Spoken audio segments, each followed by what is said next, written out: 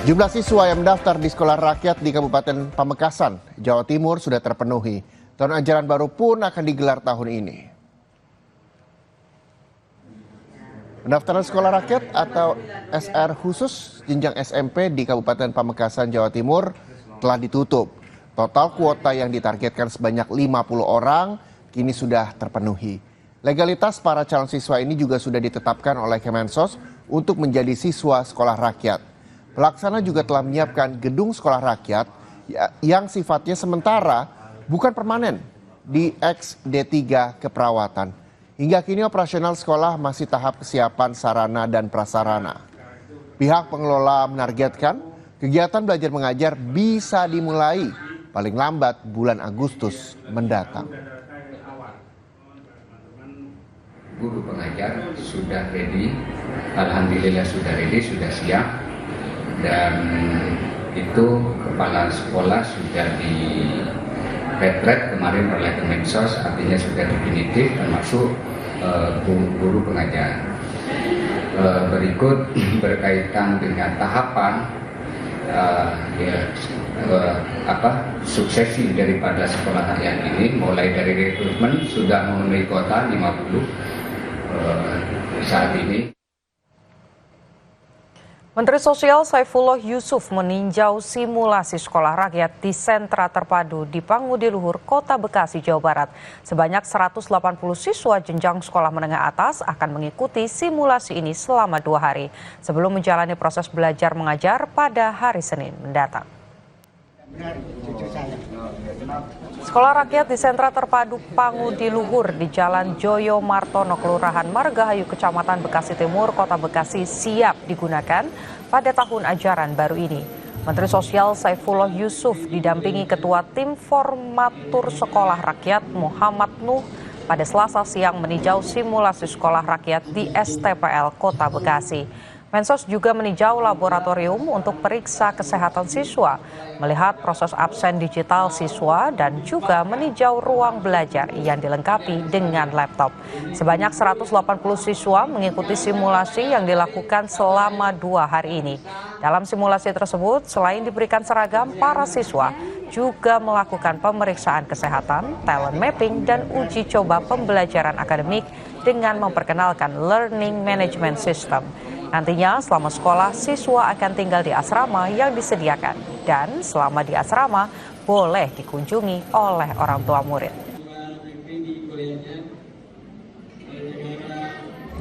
Kita lihat selama 24 jam seperti apa nanti, rundown-nya sudah ada dan tentu nanti kita evaluasi.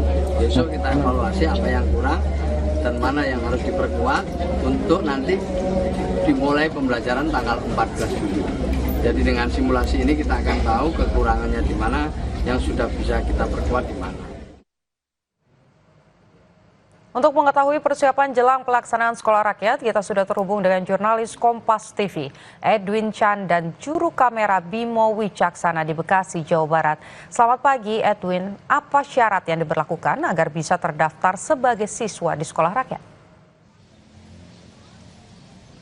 Selamat pagi Putu dan juga saudara. Kalau bisa dilihat di belakang saya sudah ada di depan gerbang dari sekolah terpadu yang adanya di STPL Bekasi Timur atau Sentra Terpadu Pangudi Luhur yang memang merupakan komplek dari Kemensos. Dan memang sebagaimana kita ketahui, gedung di belakang saya ini merupakan gedung yang memang direnovasi sengaja untuk sekolah terpadu.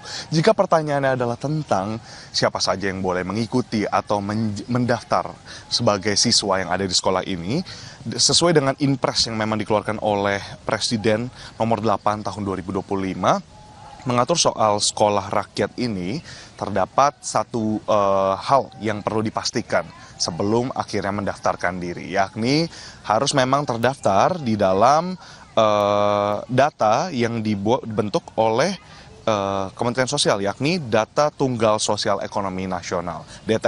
DTSN ini merupakan acuan dari Kementerian Sosial untuk kemudian nantinya men-screening dan menyeleksi, yang dimana cukup ketat karena tadi untuk para siswa yang boleh bersekolah di sini adalah mereka yang memang masuk ke dalam keluarga kurang mampu. Putu dan saudara, di sini masuk ke dalam 2 kelompok, yakni kelompok yang pertama ada pada kelompok desil 1, yang berarti 1-10% termiskin.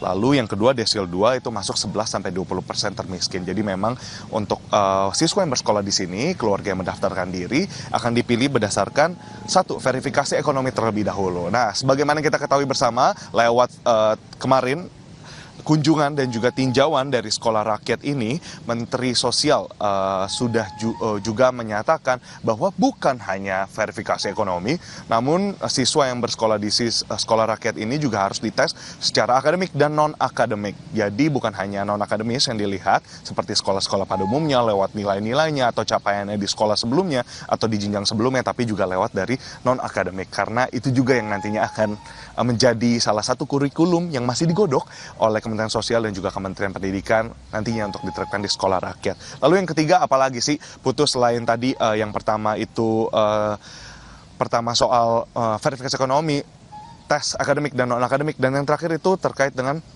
psikotes dan juga pemeriksaan kesehatan. Jadi karena memang sistem dari sekolah ini adalah boarding school atau sistem berasrama, sekolah keasramaan, memang siswa ini diminta dan juga harus dilihat dari segi psikologinya pun dari kesehatannya. Nah, yang menarik juga Putu dari sekolah rakyat sempat lewat perbincangan yang sebelumnya telah dilakukan ketika tinjauan pada hari Rabu, yakni 9 Juli 2025, Menteri Sosial menyatakan memang orang tua diminta untuk tidak khawatir anak-anaknya bersekolah di dalam.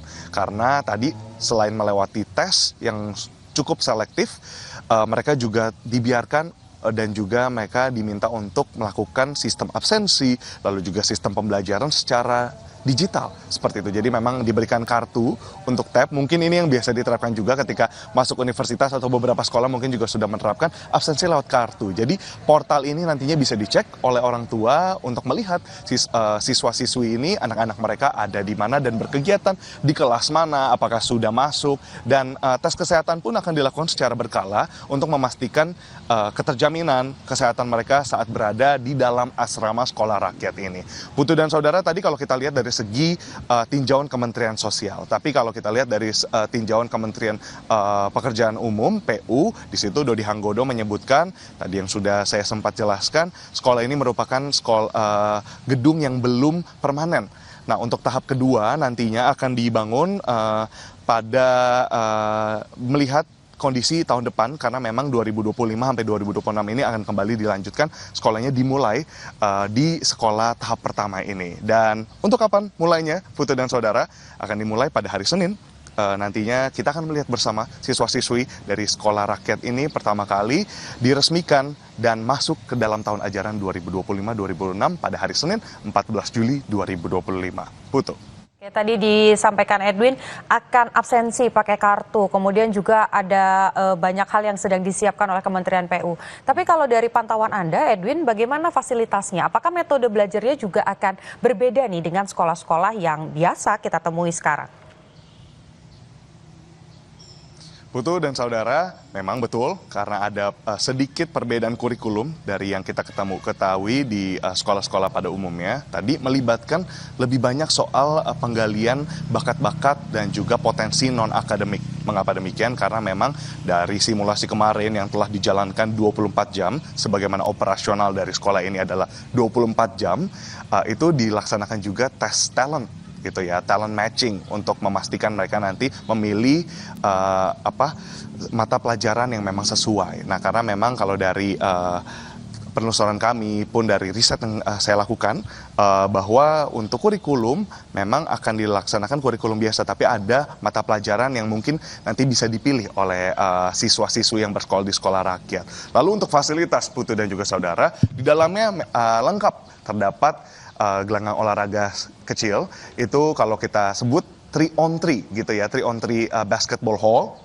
Lalu juga ada pastinya tempat tidur, kamar yang nyaman, kasur bertingkat, sebagaimana yang mungkin di sini saudara dan Putu sudah lihat di media sosial ramai memang diperbincangkan, karena memang jadi perhatian masyarakat juga kenyamanannya dan juga kesehatannya mereka di dalam. Lalu juga ada kantin dan tadi semuanya tersistem secara digital, jadi harapannya memang sekolah ini bisa memberikan pengalaman pendidikan tapi juga kehidupan yang holistik dan juga komprehensif untuk menunjang nantinya pendidikan mereka saat bersekolah di sini. Untuk sekarang dari informasi dari tinjauan Menteri Sosial kemarin, Putu dan Saudara, akan ada 180 siswa tingkat SMA dan untuk tingkat SMP maupun sekolah dasar akan menyusul berkembang dengan pengembangan dan juga perbaikan dari tahap berikutnya untuk gedung sekolah rakyat. Putu.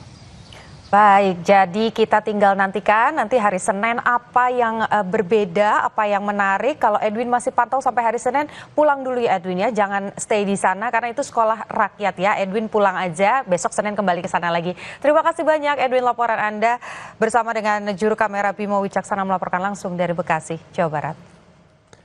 Usai jeda, saudara, Sapa Indonesia Air Pekan Masa Kering Bali, tahun ajaran baru sekolah segera dimulai pekan depan, di mana orang tua dan juga siswa berburu perlengkapan sekolah. Salah satunya di Pasar ASMK Jakarta Barat. Selengkapnya, tetaplah bersama kami di Sapa Indonesia Air Pekan.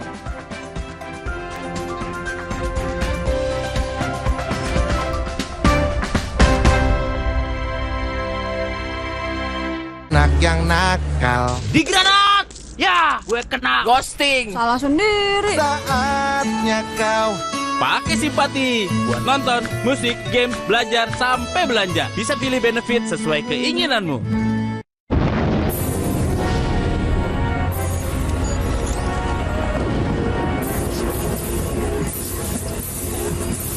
Gunadarma, coloring the global future.